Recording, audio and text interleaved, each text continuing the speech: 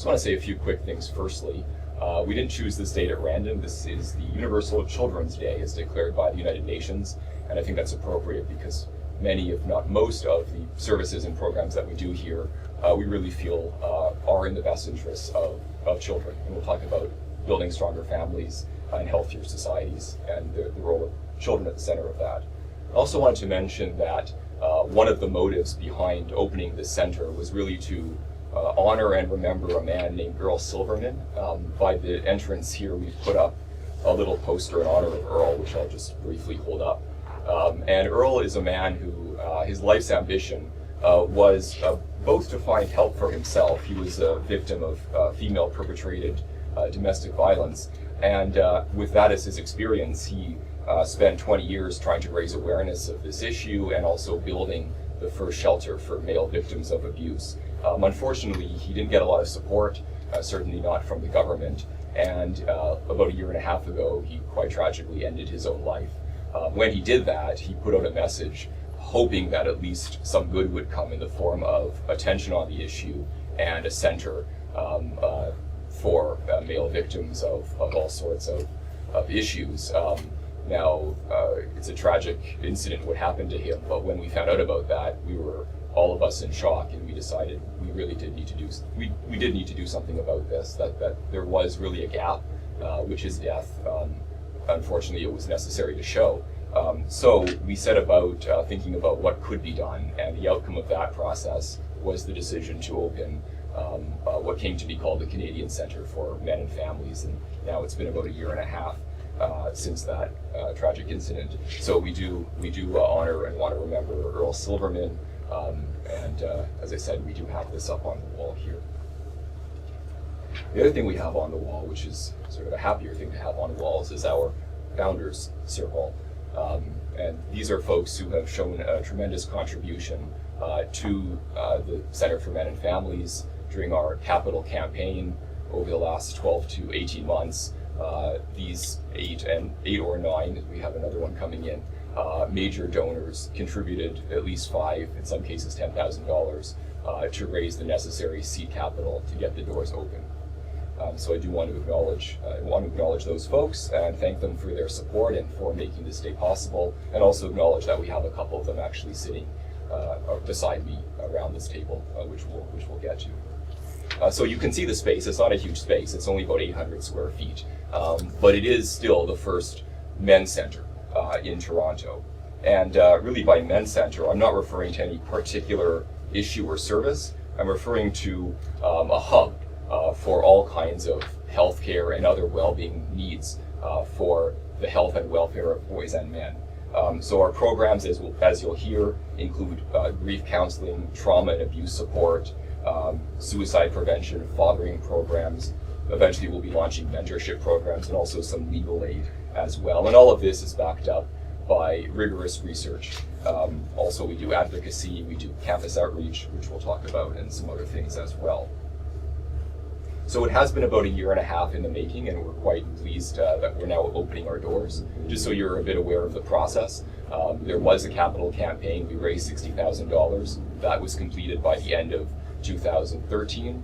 We then spent 2014 in consultations with social service agencies in Toronto, with other men's groups around the world, and really just trying to make sure that we built this thing on the right footing, that it would be successful. And then over the course of the spring and summer, we looked for an ideal space for us within our very modest budget, of course, and this ended up emerging as our best bet. And so here we are.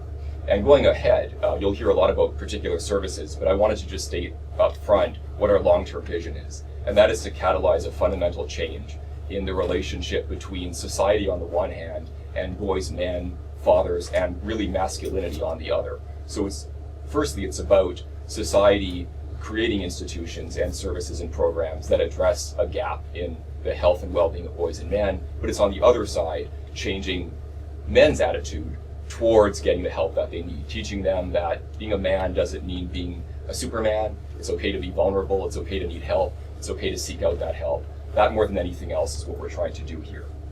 We have 3 priority areas, which we'll get into. Men's health, as I've referred to, as I've been describing, fatherhood and family issues, making strong families, and then lastly, the education of boys boys are not doing so well in our schools today, and you'll hear more about that.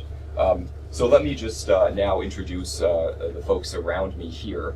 We have Serge to my left, and Serge is our French language speaker here. So Serge is a volunteer, and he's kindly agreed to say a few words to introduce the center in French. He'll be very brief. If you do have questions in French, then Serge can address them or can provide translation.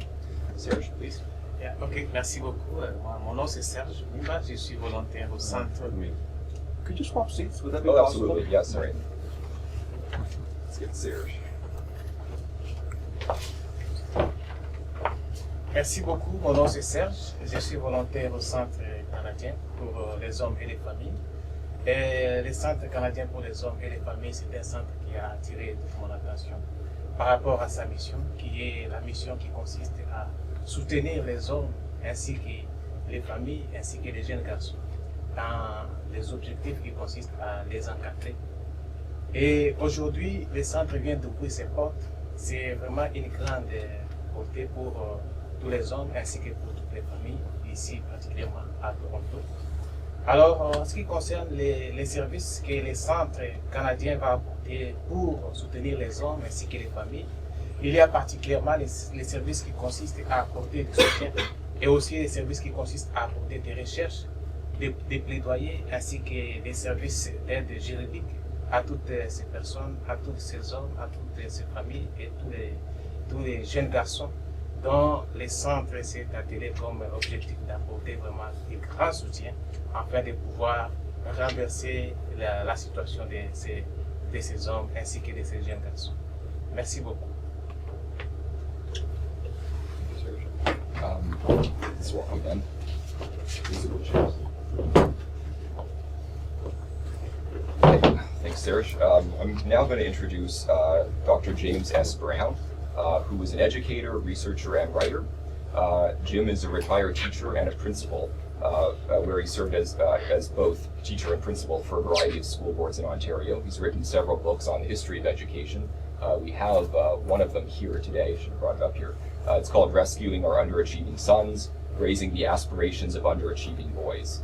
He currently serves as an advisor to several school boards in Ontario with the goal of helping underachieving boys maximize their potential.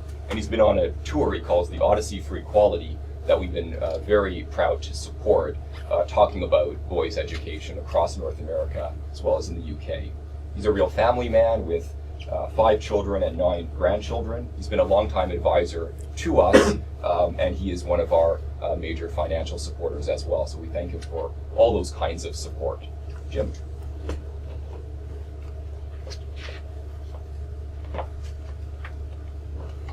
Thank you very much, Justin. I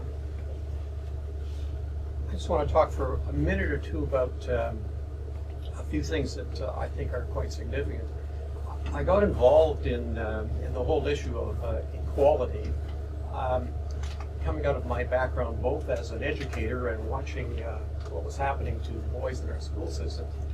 And I also came at it as a parent, grandparent, and great-grandparent. So when you actually have children, grandchildren, and great-grandchildren, you it becomes a little closer to home in terms of what's happening to your children in the education system and what's happening generally in society. So those have been interests of mine, and I have traveled across Canada and in the U.S. and in the U.K. Speaking about this issue to various groups of people and to educators and parents and homeschoolers and anyone who's interested. One of the keys to all this is how important mentors are, and one of the values that this center has is this is an opportunity for people to engage in mentorship and a chance for people who at times begin to feel that they're the only one that's dealing with this issue, and they get very little support, and people shut doors in your face and don't want to talk to you, and it becomes quite discouraging. So it is useful to come to a safe space where in fact you can speak to other people who are experiencing perhaps similar problems, but also have the opportunity to be reaffirmed that what you're doing actually has value and actually makes a difference for children, and in my case, it's for all children. Just so happens that the children having most difficulty in the education system now is boys, but 20 years ago it was girls. And we took a lot of steps 20 years ago to make changes to help girls in the education system. Now, 20 years later, it's boys that are in this situation, and we're meeting with a lot of resistance when we try to say, maybe we need to take another look at the things that we did for girls, maybe we need to do the same kinds of things for boys. I'm happy to work with this group here because I'm working not only with dedicated people, but I'm also working with a very, very high caliber of people who serve as advisors. When you come to this organization and you realize that you're dealing with heavy-duty researchers, you're dealing with university professors, you're dealing with authors, you're dealing with people who have spent a lot of time in this, you realize that this is a very, very high caliber organization, and you're humbled by it because it's a chance to work with people who have great to offer. What I have been promoting, in fact, is books for little children, because it's so important to have books that children can read. And interestingly enough, 95% of the books written for small children, in fact, are written for girls. And we buy 10 times as many books for little girls than we do for little boys. The result is that when you go into a store to buy books for small boys, they don't exist. Publishers aren't publishing them. So one of the areas of endeavors that I've been involved in is, in fact, looking at writing books for small boys. And the books that I've been working on are in both English and French, and the central characters are, as up to today, are a little white boy and a little boy who would be of Afro-Caribbean ancestry. So I'm glad you're here. I'm pleased to have had a chance to speak to you, and I'm proud to be involved with this center and the people who are promoting it.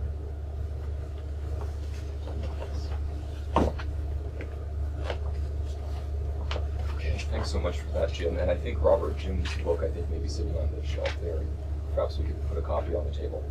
So next up, we have Eleanor Levine, who is faculty field liaison for the Factor. We can put that out as well. She is a Factor in Wentash. She's a member of the Faculty of Social Work at the University of Toronto. She's also a grief therapist working at a private practice in downtown Toronto. Eleanor has more than 40 years experience and has worked as a psychiatric social worker at Toronto General Hospital. She's a longtime advisor to us, just like Jim, and her focus is on mental health.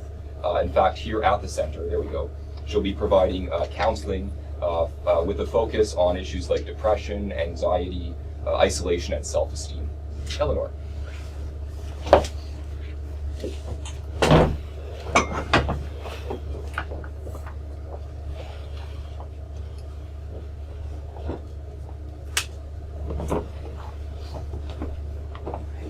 I'm really honored and delighted to be part of this organization and this agency, because I think that men have been neglected. The pendulum has swung. There were a number of years where there was a lot in favor of the men, and I think it's swung very far. As Justin said, I've worked in psychiatry for many years.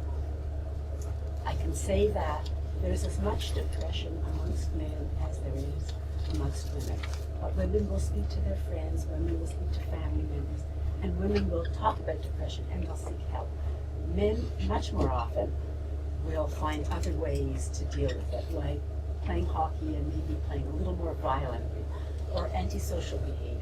They'll resort to other kinds of dealing with their depression. And then if there are suicide attempts amongst men or women, the men use much more lethal methods. So although the depression is equal in number, I would say, the men will succeed or they'll die from their suicide attempts. And the two groups that are quite even more vulnerable are the elderly men and the men between 17 and 30. Just dealing with depression in a different way. Certainly we know that in education it's been a problem for men, because if boys are hyperactive in school, there could be punishment. Right now there's a little more attention paid to getting them some help. I've spent my life working in psychiatry, working in the women's clinics, so I know women's issues and they're real, but I think that the men's issues have been neglected.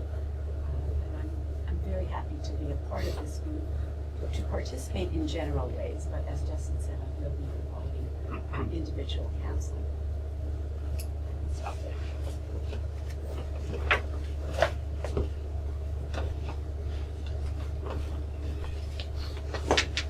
So much, Eleanor. Moving swiftly along, I'm going to introduce Malcolm Johnston. Malcolm has been involved with our organization since it was founded. He's a past board member and advisor. His focus, what he'll be addressing today, is more on fatherhood, making families stronger, and also reforms that are necessary with the family law system. And I should say that Malcolm has made some substantial contributions of his time, also of his financial support. So we thank him for all of that.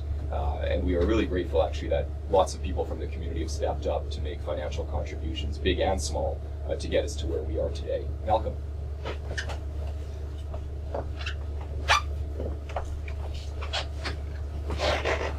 Thanks.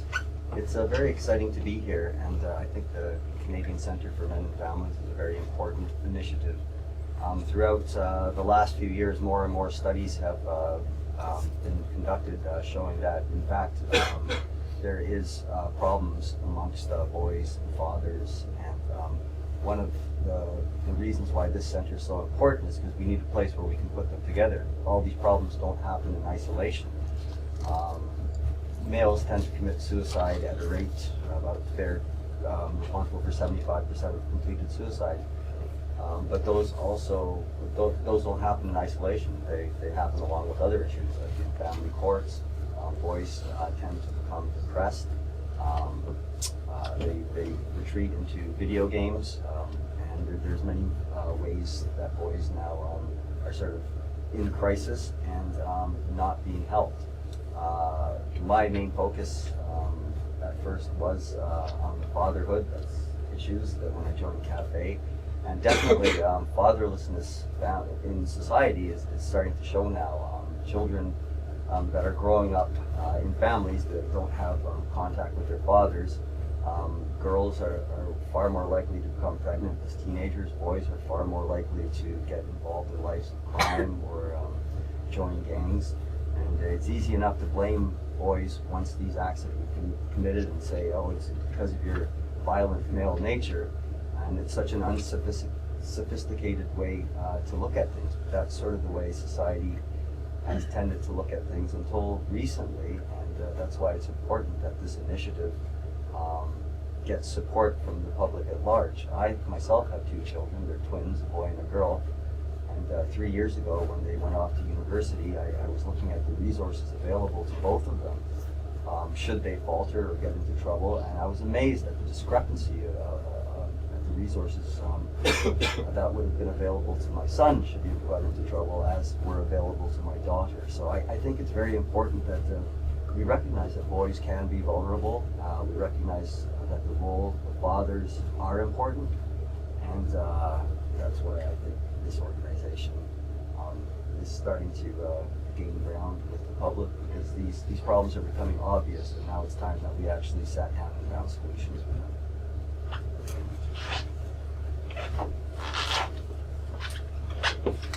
Okay, thank you, Malcolm. Next up, we were going to have Veronica Kay, but she's stuck in traffic. I apologize for that. She's actually, to be fair to her, coming in from Guelph. She runs our Guelph Men's Issues Awareness Society.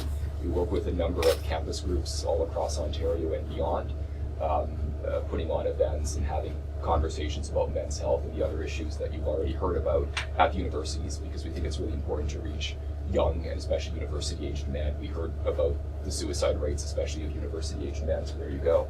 Hopefully Veronica will join us, but we're going to move along. Our last speaker will be Denise Fong, and I'm really quite pleased to introduce Denise because she's really become a co-leader here at the center, working very closely with me to build this place along with our incredible volunteer team. And her focus has really been on outreach. She's been our outreach director. More than anybody else, she's been responsible for building collaborations with prominent social service agencies. That may be Ronnie right now. For building prominent relationships with prominent social service agencies in Toronto. And if we're going to be successful, it's really going to depend on working collaboratively and positively and in an affirming way with the other organizations that are providing great services in the city. So this is a vital area for us to succeed, and I'm so pleased that Denise has put so much effort into that. Denise. So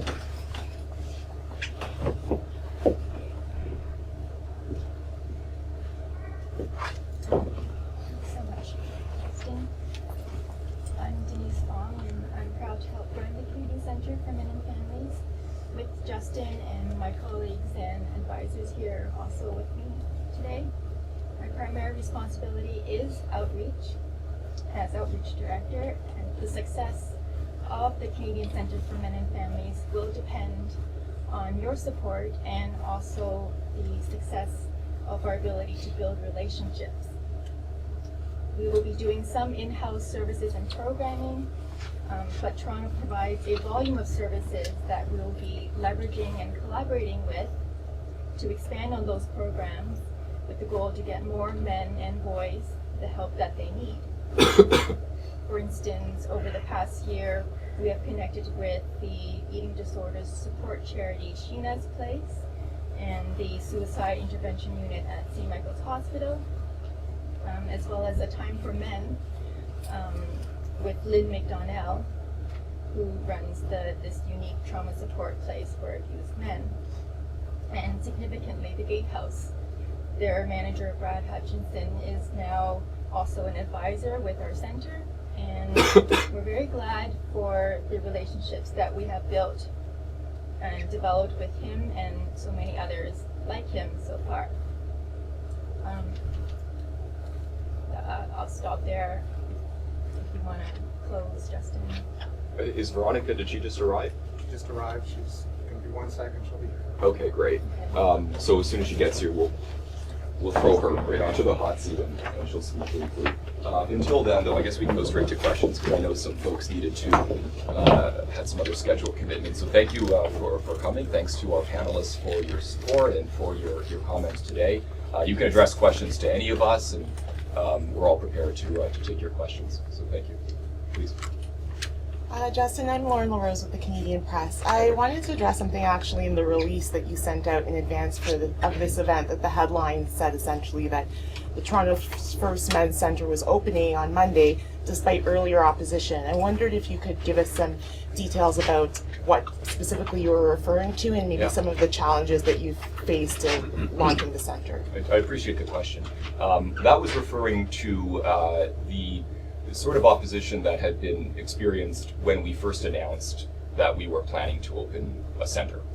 So as I referred to in my remarks earlier, this is a year and a half in the making, and at the initial outset of that plan, there was quite a bit of interest from the media in what our goals were, and I think there was a lot of unknowns. People, they often fear things they don't understand, and they maybe reach certain conclusions based on assumptions about our hidden agendas, let's say. I think what I've seen in the last year and a half is that as it becomes quite clear that what we're doing are providing positive and affirming programs for boys and men, doing it actually with both men and women as volunteers and as clients, then I think that negativity has largely dissipated.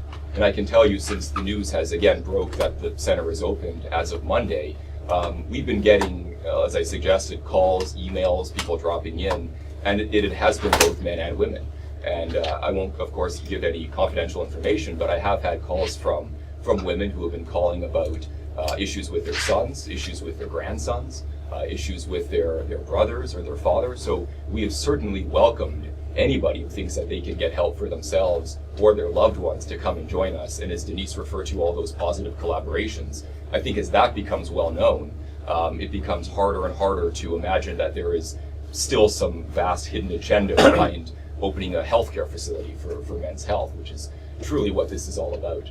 just briefly as a follow-up, as I know you've addressed in earlier interviews, some of the earlier controversy centered around one of your advisory fellows, Warren Farrell, and a talk that took place in 2012 where there was a lot of protests and people, you know, really not happy with his appearance. And now there are some concerns being expressed. You know, I spoke to somebody from the YCA Canada about Warren, you know, the fact that Warren is involved with this. So I wanted to know if you could speak to that. I know it's something you've addressed in earlier interviews, and the fact that there are still, you know, some people, there are pockets of concern in some circles about the center and maybe the backers behind the center. Sure, and I appreciate the question. Let me be very clear.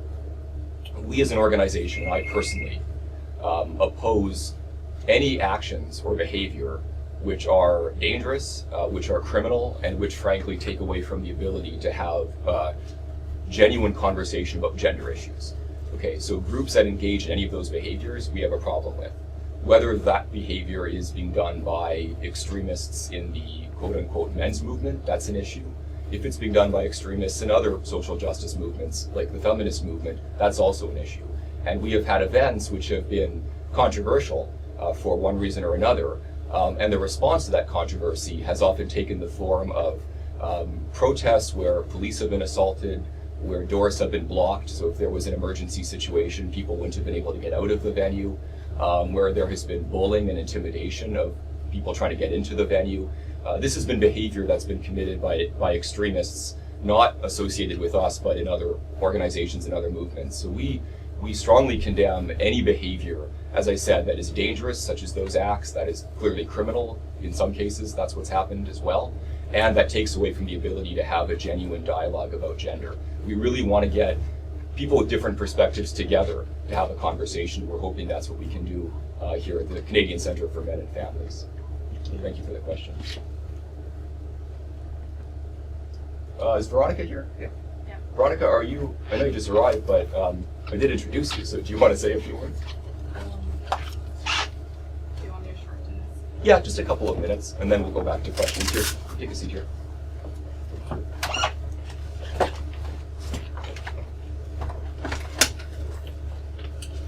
Good morning, I'm Ronnie. Is this rolling?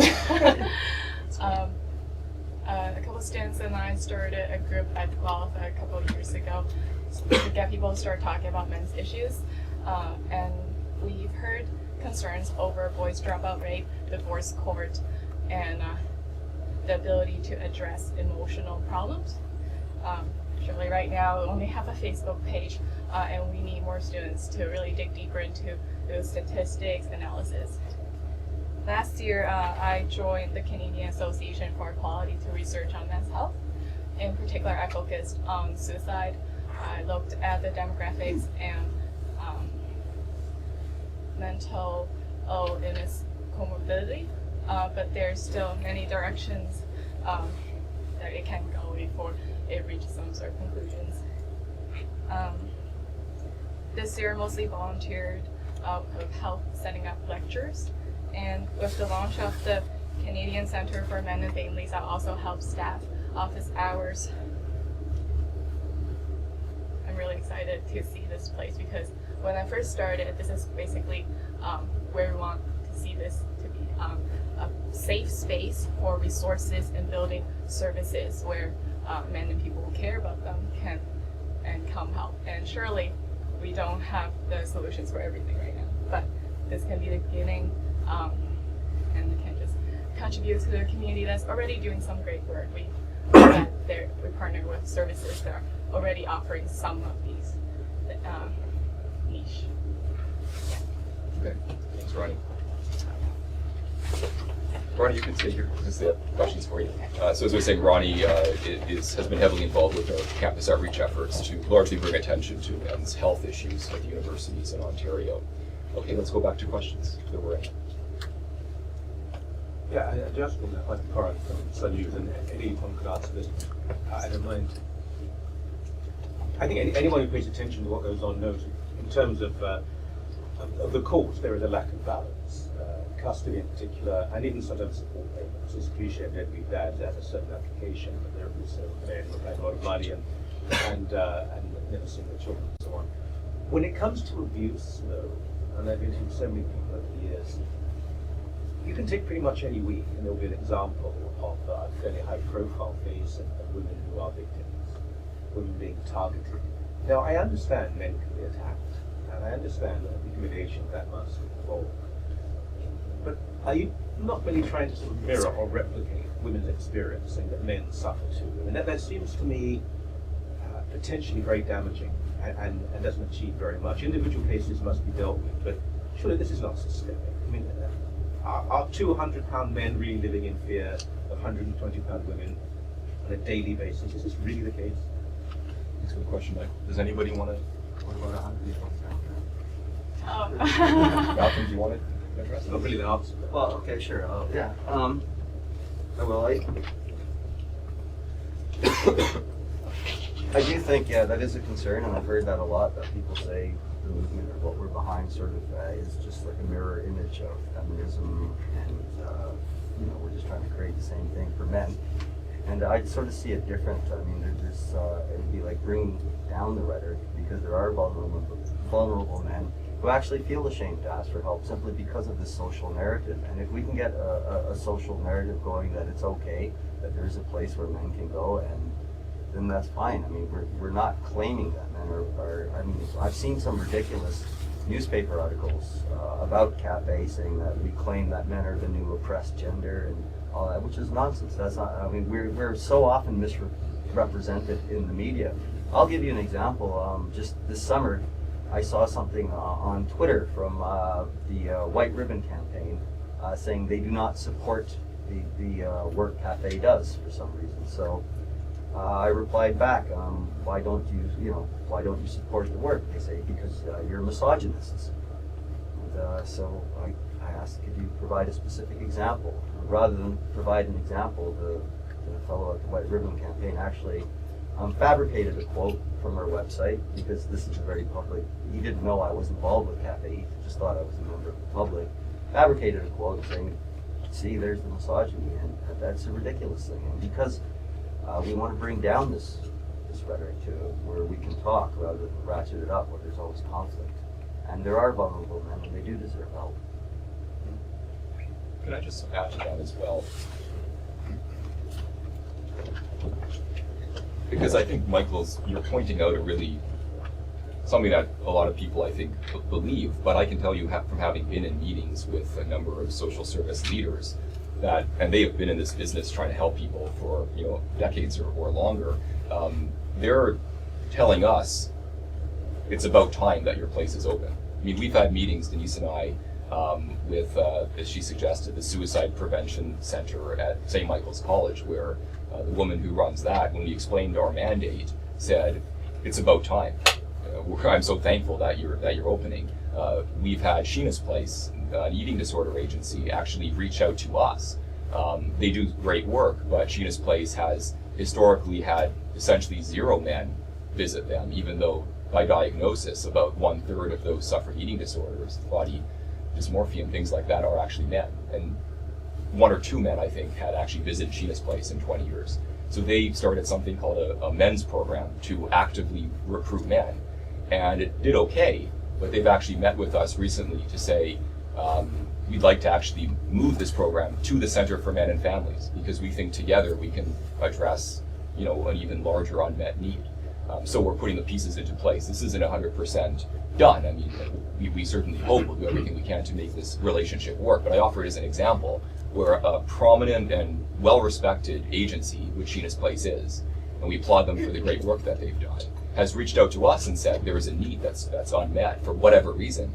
Men and boys aren't coming in. I'm not blaming the agencies.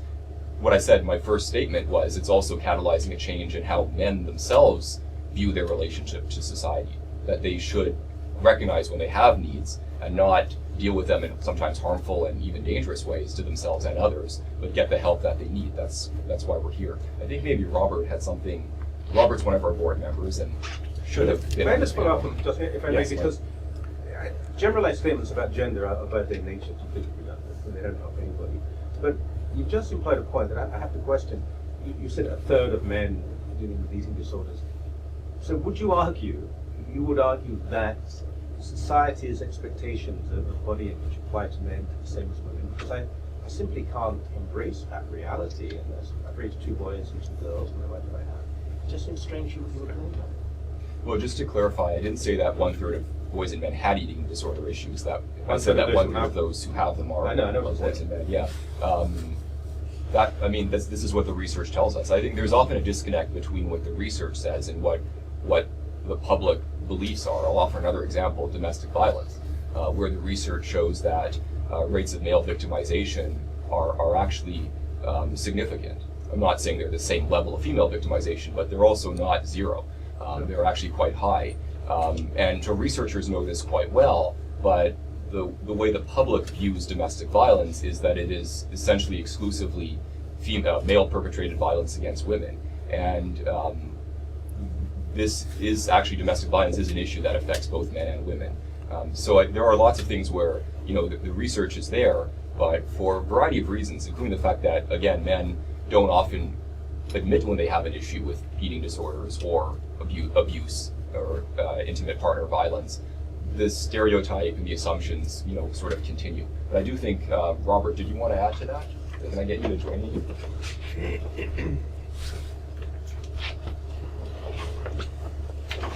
My name is Robert Samry. I'm a director and the chair of the Public Policy Committee of CAFE, and very happy that the Center for Men and Families is open. If I could just start off and address the last point that you made, Michael. I look into my spam filter, as many people do, to see if anything has gotten in there that shouldn't have been. And I see lots of emails suggesting that there are places that I can go to improve some male parts. There are clinics around the country, particularly in Toronto, that deal only with men's weight issues. They're specifically set up for men. So that's evidence. You may not take it as full proof, but evidence that men do have issues with their body image. I totally interrupt. Emails to extend the length of your penis are not evidence of anything, sure. I mean, they're just crazy people trying to make money. I mean, that's not a serious point. They wouldn't be making money if somebody wasn't giving it to them, and they'd give up on sending out all of those things if they weren't collecting somewhere. It's evidence. It's evidence. On the original point of males being victims of domestic violence, people like StatsCan have come up with numbers of victimization, self-reported victimization, and they say that 7% of women have been victimized with sexual assault or with domestic violence. The number for men was 6%. So they're not equal, but in my humble opinion, it's a difference without meaning. There are also many studies that have been done by the Center for Disease Control in the United States that point out similar kinds of numbers. These are not anecdotal issues. They're statistical, researched by highly qualified researchers that come up with those numbers. Anecdotally, I can tell you this past week, we got a call here that I took from a criminal lawyer who, for 9 years, says that he suffered punches, kicks, bites, and verbal abuse from his current wife, who he just left, and is now suffering with the alienation issue that she's perpetrating on him through their children. That's anecdotally, and it's not the only one. It just happens to be very recent. I thought I'd bring that up. And just last word on this.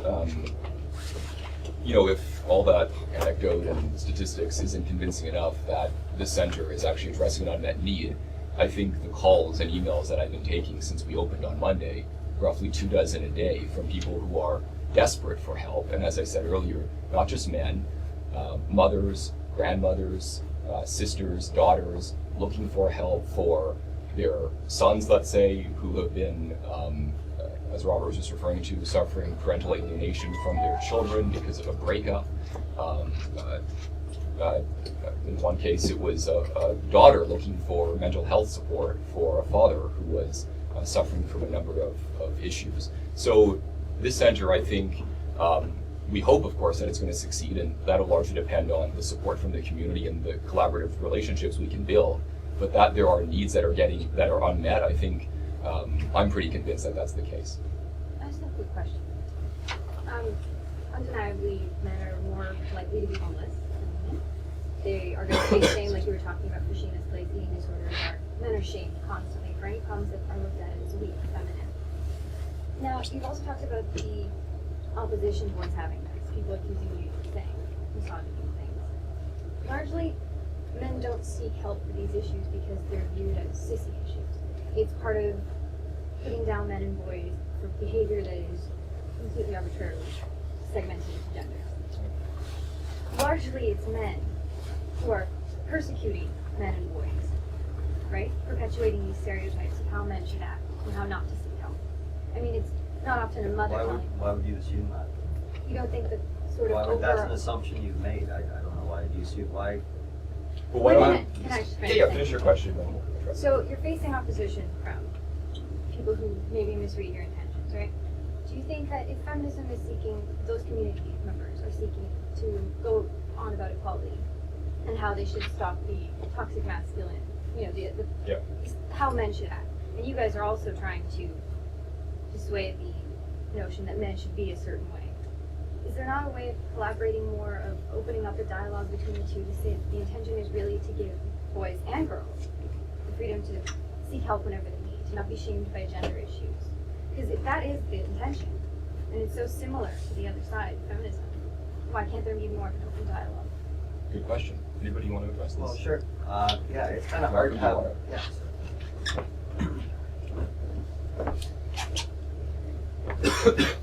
It is very hard to have a dialogue when you set up an event that's supposed to help autistic boys, and you have a crowd out there shouting that everybody's attending is a rapist or a rape apologist, and causing how can you have a dialogue when people won't talk with you? I mean, we always get accused of oh, you're anti-feminist, and I never had anything against feminism in my life, but when I started dealing with these issues, the people that put their foot down, that protested, were usually like the women's study centers, CUPE, the anarchist, Marxist student associations, which are all very feminist. So I mean, on one hand, you say like we've never done anything that's been opposed to feminism, but every time we put on an event, those are the protesters. How can we have a dialogue when they won't talk with us? When they accuse us of all kinds of things, when they say we have a hidden agenda, when they say we shouldn't be listened to. You can't have a dialogue with people who don't listen to you. Could there not be is there ever... There could be. Brian, just speak into the... Okay. I been trained by like queer counseling before, so in my ideal world, it would all work perfectly. We're stepping toward that goal one step by one step. But the reality right now is that there's a lot of mistrust between these organizations. We hope that by establishing these and doing good work, we can prove ourselves to them, right? But in the meantime, we just hope that feminist organizations keep doing the good work they're doing. But we are serving different populations for the most part. That's not to say we have no overlap areas, but we're addressing an unmet need here, and hopefully, one day when we earn their trust and that we'll all come on board and have more concrete and official collaborations. I do believe that many of the organizations we're partnering with probably had some of the feminist tone, or the reason why they're there is because the freedom we have that they fought for, right? So we'll get there. Does that answer your question? Okay. We can talk afterwards if you want in more detail. Oh, yes. All right, I have a question slash statement. I'm experiencing it as we speak right here, right now. A sexist thing going on, being assaulted by a woman where it's brought into the courts, and me being the victim, there's allegations, accusations going around, and I'm the victim. I'm experiencing the shame,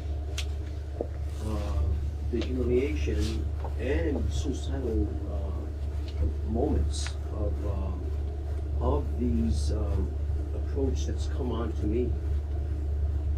And I've been reaching out, trying to speak to the legal system in regards to the situation, and I'm feeling what I'm getting is because you're a man. If this was a woman, I truly believe that the approach that's going on would not been reacting the way it is.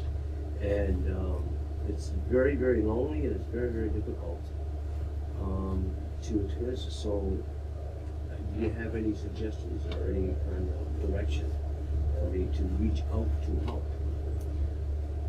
Well, I think you've addressed a lot of issues there, many of which do overlap with our mandate. Without knowing the specifics of your history and you know, how these things have happened to you personally, I can't really offer, you know, a lot of response. And I think it would be really unfair to do it in front of the cameras to assist you with your personal areas of support. Excuse me, but just in a general. No, and obviously it's a good question, and I do want to follow up with you after. Please do stick around after the press conference. But Denise, did you want to comment on that? Do you want to? I would say what I hear from you is a general response for our services, which is that there's this general sense of despair, and that comes with hopelessness, and that really prevents men and boys from seeking help in the first place because they don't think that they'll be heard. That's what we're here for, and that's why we're starting to address what Michael, I think you asked if it was a systemic problem. It is, because you find that as men do not seek help and do not find it, they despair and they become hopeless, and suicide is 3 times the rate that it is for women. And I think that is why that would be a large contributor to that statistic. That men do not seek help, and that we don't know much about how or why men do not seek help is why we're here. And we'd like to be able to one day make our services more accessible to the general public, to those who are in need, who have fathers, brothers, uncles, grandfathers who are in need and are afraid to seek help. Thank you, Denise. So anyway, we'll talk. Yes, after. thank you. Are there other questions? That's it. Where's the grilling? Expected more grilling. Okay, well, if that's it, that's it. But we can definitely set up one-on-one interviews if anybody does have the time, if you want to talk to anybody here. Oh, I should have said, Eleanor, you have to go at about noon, right? But we've got plenty of time. The rest of us, I think, can stay longer than that. But last chance question? Okay, then thank you so much for joining us today. During this week of events in celebration of the opening of Toronto's first men's centre, the Canadian Centre for Men and Families. We've enjoyed chatting with you, we've enjoyed your questions, and we hope that you'll continue to follow the developments as we go. This is really just the beginning. Thanks for being here today. Good morning.